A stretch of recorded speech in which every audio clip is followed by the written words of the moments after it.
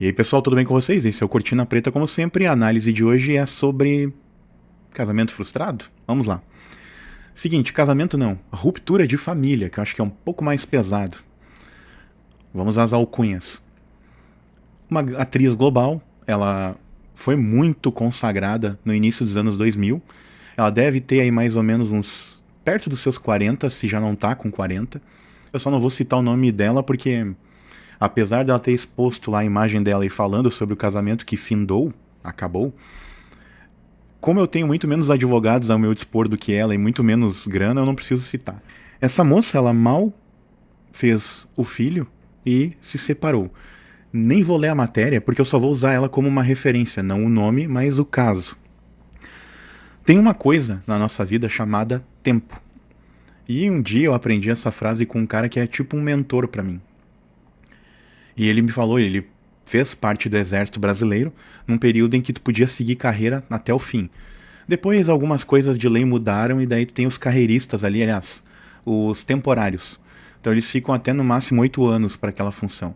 Se eles não migrarem para um outro posto dentro do exército, eles são obrigados a se retirar. Mas ele era da galera carreirista e, enfim, mudou de ares porque a vida fez isso acontecer. E graças a Deus que senão eu não teria contato com ele.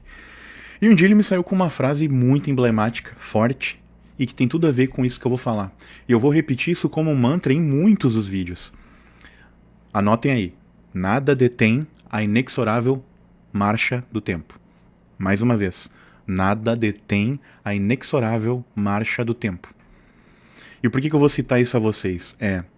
Mesmo que tu fique parado e não faça nada, tu acha que a vida não mudou. Mas o teu corpo vai decair. O teu cérebro, nesse tempo, ele vai mudar.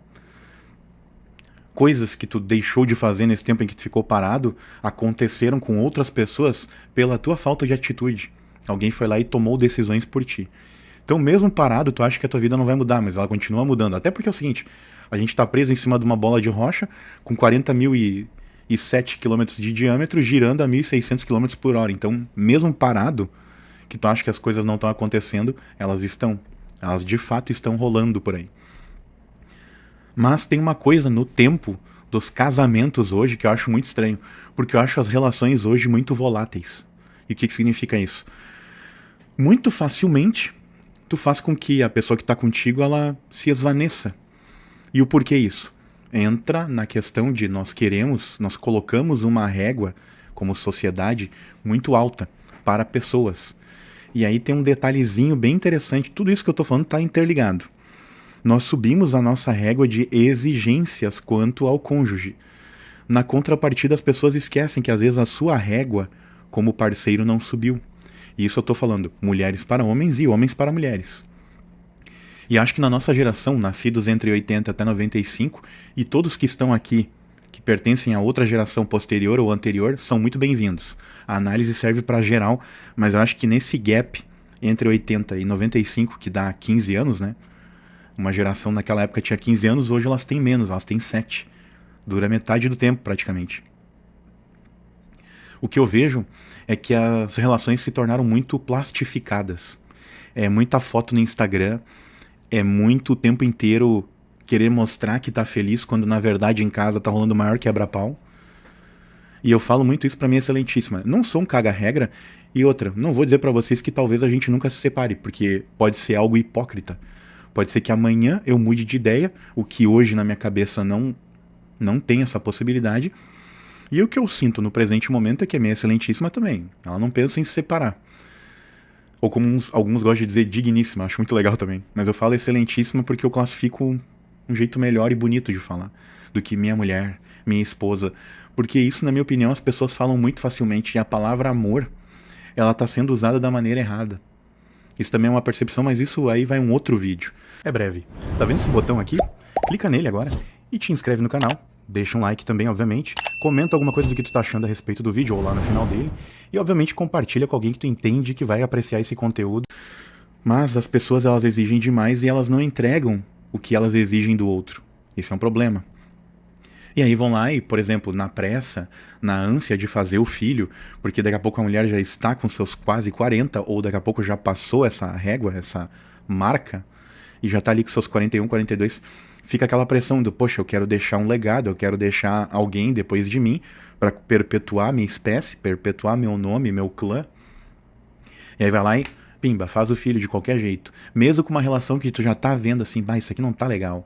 Ou às vezes durante a gravidez, a mulher resolve mudar de ideia, pensa assim, não tá legal isso aqui, vou pra outra. E aí, eu comento isso com a minha mulher. Eu não posto, nós não postamos, na verdade, muito assim, fotos da gente na rede social, porque não vem ao caso. Qual é o sentido de ficar postando, dando beijinho, vai pra tal lugar, tirar foto. Eu prefiro tirar fotos dos lugares, dos ambientes, das coisas. Quando é momento eu posto um story, eu não deixo no feed. Tá? Isso vale para qualquer rede que eu for ter. Se tu vai colocar alguma coisa do momento e não quer que aquilo se perpetue, beleza, perpetua na tua cabeça. Tá? E por que eu tô falando isso? Olha só a doideira. Tô costurando um monte das coisas no entorno e eu tenho que ir pro cerne do assunto. Que é como essa criança vai ficar, talvez, sem a presença do pai. Claro que ele vai ver a cada 15 dias ou todo final de semana, não sei. Vai haver um combinado deles ali, se eles não reatarem a relação, de que o filho vai frequentar a casa do pai. Mas e o acompanhamento? Aquele do dia a dia? Do pai que ensina coisas, que exerce sua presença e passa a sua energia masculina para o filho? Ou independente de ser uma mulher, uma menina, mas ter a figura paterna junto no mesmo terno, no mesmo teto, não terno. Só que isso me entristece e ao mesmo tempo me indigna um pouco com as pessoas de por que não usam, aí entra lá a conexão do início da inexorável marcha do tempo. Se tu teve todo aquele período de estágio, porque o namoro é um estágio. Eu namorei 10 anos com minha mulher. Nós namoramos eu vivendo com a minha mãe, ela vivendo na casa da mãe dela. E aí quando eu tive culhões e uma ascensão financeira para ir morar num outro lugar, numa outra cidade, eu fui lá, fui exercer essa função da minha vida. E ela, em alguns momentos, ela foi pra lá e viu como é que é a vida debaixo de outro teto. Só que ela teve um pequeno gostinho. Depois a vida deu voltas, acabou que por causa do trabalho dela e eu ter voltado pra nossa cidade natal, ela teve uma oportunidade e a gente veio morar junto. Aí foi o momento de casar, em teoria. Porque assim, morou junto, tá casado. Então o que eu tenho pra pontuar pra vocês é, cara, se tu tem todo um período de estágio, onde daqui a pouco tu vê que tu não conecta tanto com a pessoa, ou que ela não conecta tanto assim contigo, porque essa coisa dos opostos se atraem também, dá outro vídeo muito bom. Eu não acho que opostos se atraem. Tu tem que ter algumas coisas que tenham uma afinidade. A coluna cervical de vocês tem que ser semelhante. E eu tenho essas semelhanças com a minha excelentíssima, né? Por exemplo, somos de uma família de pais separados, onde o pai teve que sair de casa. Os pais, ambos, resolveram ter uma outra mulher mesmo antes de sair. Enfim, uma série de coisas, que não vem ao caso aqui.